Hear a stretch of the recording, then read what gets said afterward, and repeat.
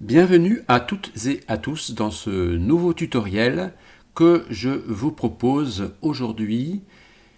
Il s'agit d'un petit exercice destiné à tout le monde qui sera en accès libre sur mon site Podia. Là sur la chaîne YouTube, je vous montre juste le départ, de ce tuto, et si vous êtes un peu curieux, vous pourrez très bien suivre le lien que je mets dans la description pour suivre ce tutoriel, donc totalement gratuit. Alors c'est on va dire c'est une espèce de lampe, hein. Là ici je vous montre une modélisation que j'ai finalisée dans Visualize. Je ne ferai pas ce travail-là dans le cadre de ce tuto, mais si vous souhaitez le faire, pas de problème, hein. Une fois que vous aurez modélisé cet objet, vous faites une exportation vers Visualize et puis vous allez pouvoir donc modéliser les choses. Si vous ne connaissez pas bien Visualize, je vous conseille d'aller sur mon site Podia et d'aller parcourir les différents sommaires qui vous indiqueront des tutos qui montrent en fait des travaux faits dans Visualize. Peut-être que je mettrai quelques liens également dans la description. On va tout de suite commencer notre travail de modélisation. Donc j'ai ouvert tout simplement ici un document SolidWorks. Je travaille sur la version 2024. Sachez que ici il y a un truc qui est important, c'est que on peut très bien, vous voyez, ne pas voir l'affichage de cette zone de menu. Pour qu'elle soit épinglée, il suffit tout simplement d'aller cliquer sur la petite épingle qui est ici. Donc je vais à gauche ici, ça fait apparaître cette bande de menu, je vais épingler. Et de cette façon, j'ai accès au menu. Ça, c'est toujours intéressant de le faire. Ce que je vous propose, c'est tout de suite, c'est de personnaliser l'interface de SolidWorks. Moi, j'utilise, ça vous le savez, hein, si vous avez déjà suivi des tutoriels, j'utilise beaucoup cet outil, qui est un outil contextuel. Là, c'est une roue d'outils dans laquelle donc j'ai choisi de faire apparaître 8 outils différents. Si vous ne savez pas comment ça marche, c'est pareil. Dans les tutos gratuits de mon site Podia, vous avez donc un tuto qui explique très bien comment faire pour utiliser cet outil, comment placer des outils dans cette roue. Donc je ne vais pas le faire ici, bien entendu. Il y a autre chose que vous devez savoir, c'est que quand on appuie sur la touche S du clavier, on arrive sur ce type de boîte, qui est une boîte contextuelle, hein, au même titre que la roue d'outils. Vous voyez qu'ici, je n'ai pas ouvert d'esquisse, et par conséquent, je n'accède qu'à des situations où je vais pouvoir tout simplement changer de vue. Bon. Donc, on va voir ça tout à l'heure. Pour l'instant, ce qu'on va faire, c'est qu'on va personnaliser donc notre interface. Pour cela, je vais aller dans personnaliser et puis je vais aller dans commande. Ce qu'on va faire, on va commencer par faire, c'est aller placer deux outils dans l'onglet esquisse que j'utilise quand même assez souvent. Donc ça vaut le coup de les placer dans l'interface. Donc je vais aller dans esquisse et je vais choisir deux outils. Le premier, c'est image d'esquisse. Alors on ne s'en servira pas aujourd'hui, mais je vous invite à le placer quand même dans votre interface. Et puis on va placer également l'outil de symétrie dynamique, qui est un outil très pratique quand on fait des esquisses. Donc ça, c'est la première chose. Ensuite, je vais placer des outils dans la visée haute. Je vais taper plan dans cette barre de recherche et je vais aller tout simplement je vais aller dans affichage ici, voilà, et je vais aller placer deux outils, un outil qui permet de cacher, montrer les plans et un outil qui permet d'afficher les plans. Donc ça, c'est une première chose. Je vais également placer un autre outil. Donc on va aller dans toutes les barres d'outils. Et ici, vous voyez, j'ai cet outil-là qui permet en fait d'ajouter un plan de référence. Donc je vais le placer plutôt à droite. Et cet outil-là, je vais vous montrer en fait à quoi il correspond hein, dans l'interface. Mais ça, c'est un outil évidemment qui est très, très pratique parce que de l'avoir dans la Visio parce qu'on l'utilise quand même très souvent quand on fait de la modélisation. Et puis le dernier outil que je voudrais vous montrer, c'est alors on va taper isométrique. Voilà. Et on va placer cet outil ici. Voilà. Pour l'instant, on va se contenter de cela dans l'interface. Alors, vous voyez, si je vais sur l'onglet fonctions, ici, vous avez un outil qui s'appelle géométrie et vous avez accès à géométrie de référence plan, axe, etc., etc.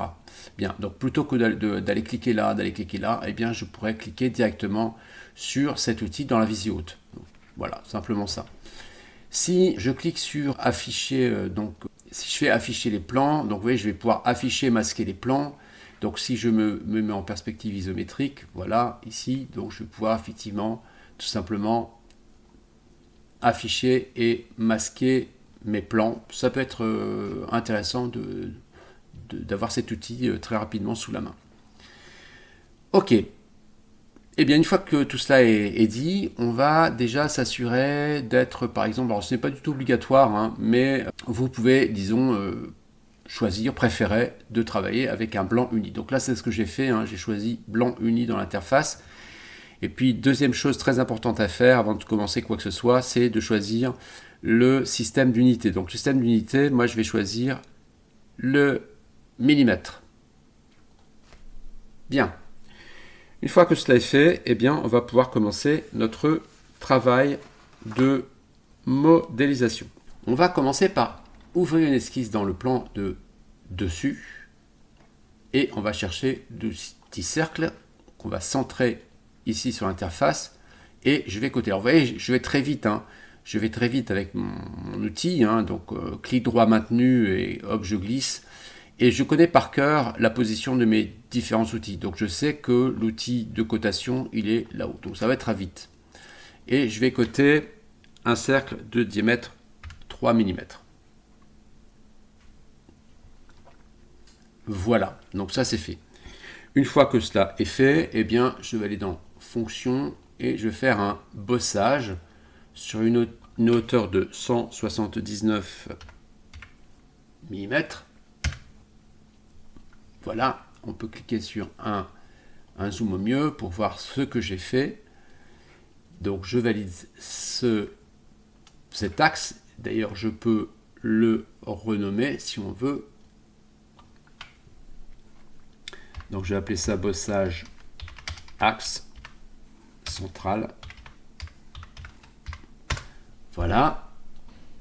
Et maintenant, je vais aller ouvrir une esquisse dans le plan de face. Je vais faire un petit zoom par là et je vais chercher le trait d'axe. Vous voyez, j'ai un trait d'axe qui est ici. Je vais me placer au centre et je vais tracer un petit trait d'axe que je vais coter avec une longueur de 2 mm. Et je vais en profiter pour tracer également un cercle.